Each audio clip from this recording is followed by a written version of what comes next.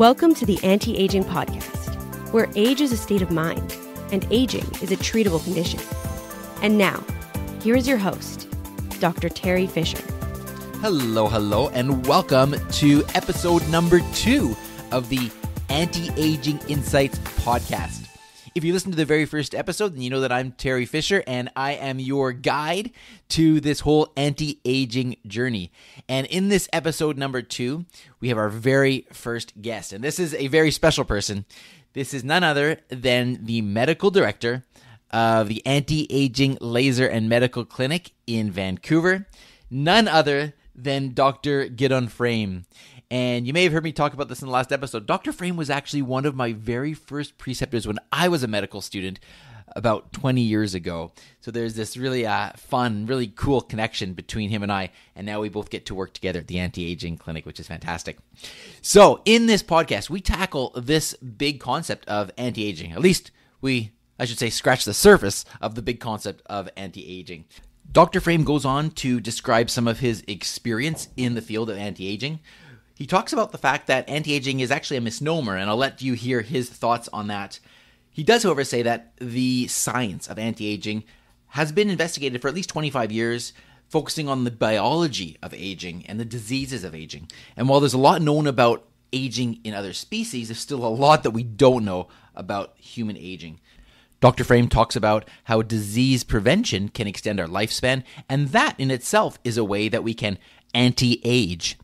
And then we get into the idea of aesthetics and cosmetics and how that plays a role in anti-aging as well. So there's lots to cover in this episode. You're in for a real treat. Dr. Frame is such an articulate and friendly and a warm physician, and I think you're going to really enjoy this podcast. So I'm going to stop talking, and I want to introduce Dr. Frame to you. Sit back, enjoy, and at the end of the episode, I want to tell you about some new things that we have going on at the Anti-Aging Clinic, some really exciting things. So stay tuned for that. Here is the interview. All right. Hello, Dr. Frame. Welcome to the podcast. Hello there. Great to have you here. I'm excited to speak with you today about anti-aging and some of what's involved with anti-aging. It's a huge topic, so I don't think we can get into everything today. But nevertheless, let's first learn a little bit about who you are. What's your background? Where are you from? What's your story? Right. Well, I came to anti-aging quite honestly. After years of doing family practice, both in South Africa, far northern Manitoba, and here in Burnaby and British Columbia, I realized preventative medicine is just not the way family practice turns out to be. It's meant to be preventative. It's meant to be promotive of health, but you never get down to actually dealing with that. So I branched off into anti-aging medicine, went off and studied at the American Board of Anti-Aging Medicine, and here we go. And here we are. And so I want to have an opportunity to learn a little bit from you about what anti-aging is, and also have a chance to share that with the audience here. So what does anti-aging mean to you? What is that concept? What is it? It's a complete misnomer. Anti-aging could be anything from toothpaste to creams, and that's in the public media. But serious anti-aging is a medical science which has been around about 25 years. What it really is the biology of aging, which we know a lot about, and for which we can do absolutely nothing. For human beings, that is. For mice, for nematodes, roundworms, flies, fantastic. We can anti-age them up the yin-yang. We can make mice live double as long. We can adjust their telomeres. We can play with their genes. We can handle their mTOR pathways. We can hit the insulin resistance. We can slow down autophagy. We can give them all kinds of things. We can make them live much, much longer. Human beings, we have absolutely no idea. We've got all in theory. So for the biology of aging, I can offer you garnished, almost nothing. I can give you a bunch of experimental supplements, drugs. Some of my more adventurous patients are actually taking experimental drugs. This is drugs that are legal and on label for other things. Diabetic drugs, blood pressure pills, cholesterol medications, cholesterol injections, immune modifying, for example, rapamycin, PCSK9 inhibitors like Repatha. These are things that may have an effect on longevity, quality of life, and lifespan, but we don't really know. So biology aside, let's say we can't do the biology. So what else comes with aging? Well, there's the diseases of aging. So we fall apart. Things fall apart. Everything breaks down. Our eyes, our brains, our arteries, everything blocks up, everything slows down. Those come with diseases, and that's what kills us. What kills us in the end? Cancer, heart attack, stroke. Those are the big three. Right. So if we can prevent those to an extent, and we can, then we've dealt with the diseases of aging, and we can hopefully extend our lifespan. If a heart attack was going to kill you at 55, and you can discover at 40 that you're actually predisposed to that, and you can prevent that heart attack and make it to 75, you've anti-aged yourself. You've lived longer. You've age managed. So we have full assessments, medical assessments, which are comprehensive and use everything that we can think of investigating to help prevent the diseases of aging. Now we've got the diseases. What else comes? Well, in the end, we don't die of frailty, but we all get pretty frail. We decondition, we lose our vigor, we lose our vim, we lose almost everything. And the last 10 years of our lives, about 8 to 15% of our lives is not in a happy state.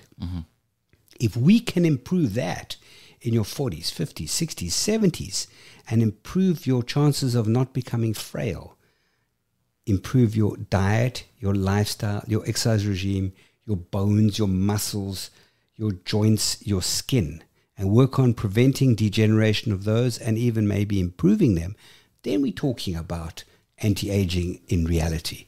So forget about biology or try some experimental stuff that works on mice, and there's lots of it. Work on the diseases, prevent them, do preventative medicine as best you can, and then work on the frailty. Got it. You covered a lot there. So for the listeners out there, one of the things that I'm keying on here that they can proactively do is speak to somebody like you and choose to take some of these medications to prevent a disease that they potentially are more susceptible to given their genetics.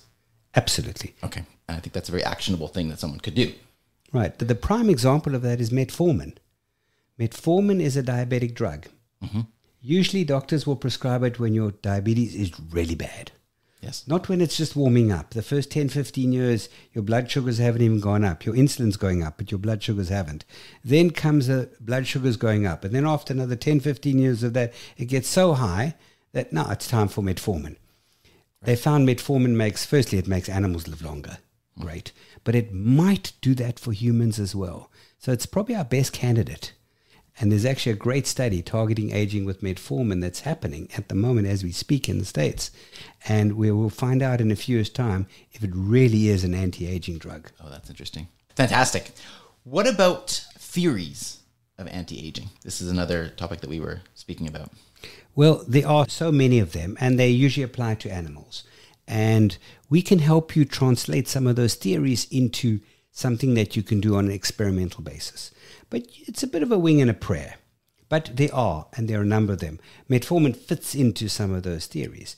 There's the theories of autophagy, where your body is repairing itself and is taking away excess end products that you use when you metabolize. You produce waste products. And if you don't clear those, then your cells fall apart. So there are supplements that will help with that. Right. You have anti-aging genes, which we can test for. You can even try in the future maybe modify. An interesting anti-aging intervention is rapamycin. And there's been lots of podcasts on rapamycin, and lots spoken about rapamycin. For those that don't know what that is, can you maybe explain that a little bit? Well, exactly. No, most of us doctors don't even know what rapamycin is. Who uses rapamycin? Yeah, if you've had a kidney transplant and you want to prevent rejection, you go on rapamycin. But the interesting thing is the mycin, every drug gets called a mycin of some sort. But rapa comes from the Easter Islands. There's a fungus there that's called rapa, and rapamycin becomes the fungus from there that's been shown to modify mTOR pathways. So what's mTOR? Mammalian target of rapamycin. So the pathway that rapamycin works on is an anti-aging pathway. Okay, there's the key. There's the key. So rapamycin is one of those that work. And then there's other supplements that also work on that. Great. So now we've made you feel younger, function younger, prevent diseases that are going to make you older. Of course, you want to look younger. And that brings us to the next topic exactly. Because you've got this anti-aging clinic, which I'm now fortunate to be working at. And here you offer a whole bunch of services, including what you've just described, the whole anti-aging from a medical perspective. But there's also other aspects to it. So take it away. Let's hear the story about the clinic and other ways that we can anti-age. Right. So about 25 years ago, when I got into anti-aging medicine, did that for a few years, and that was really exciting. Mm-hmm. It's difficult to make a living out of it. It just, people will spend money on their car.